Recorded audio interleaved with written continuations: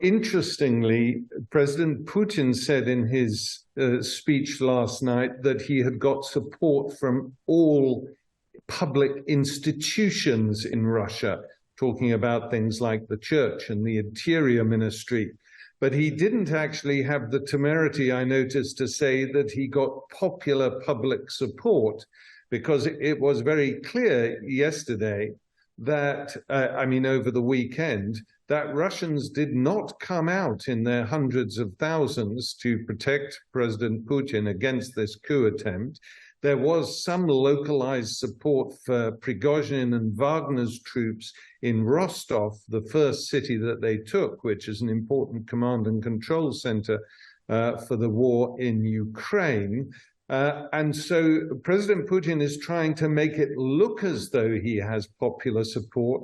whereas for the moment, we don't really have any evidence suggesting that he does have that popular support, partly because he has imposed totalitarian structures on the media, and it's very difficult to get any accurate information about what Russians might actually think. I suspect they're feeling battered, apathetic, and they're frightened that this may lead to further violence inside Russia. But President Putin has been very seriously weakened by this. And although his tough talk yesterday was an attempt to show the Russian people that he was back in control, there are lots of questions being asked in Russia, outside of Russia, in Ukraine, of course, where we're likely to see in the next 2 or 3 weeks the beginning of the major counter-offensive that we've been expecting for several weeks. Well, I think you're likely to see an attempt by the Russians to divert from these events through military means in Ukraine. I note today that the Russians have started air maneuvers around the enclave of Kaliningrad, which is a part of Russia that is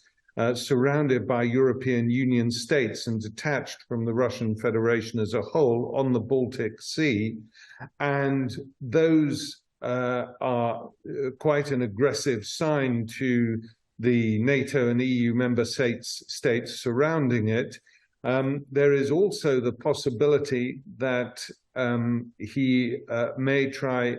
to order a diversionary move of the Russian army north of Kiev and north of the major battlefields in Ukraine, again, I think, to divert attention rather than to score any major military success.